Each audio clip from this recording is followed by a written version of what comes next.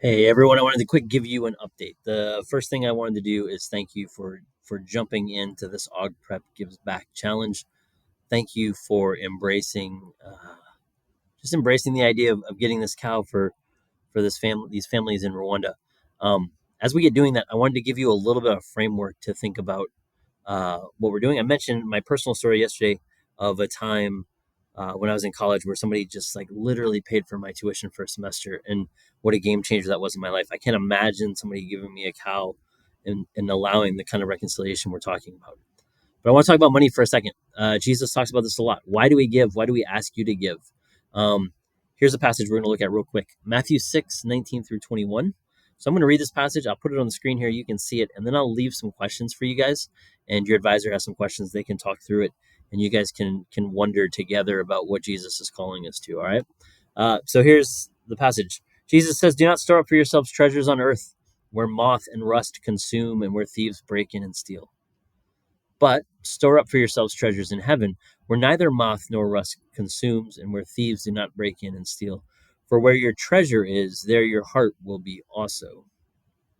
I love this passage for a bunch of reasons, but the biggest thing for us is this last line: where your treasure is, your heart will be also.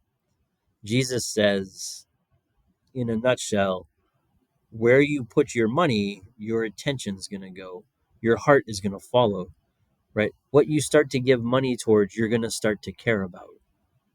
Why do we give money? Why do we ask you to give money?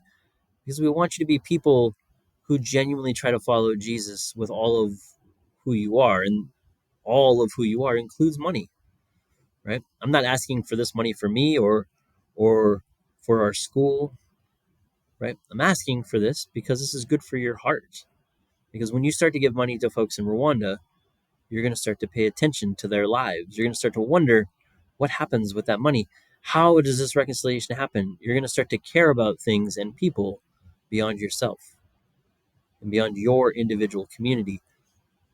And that's enormous. The widening of your heart happens when you start to give money away. So don't just hold on to money and put it in accounts that can get stolen.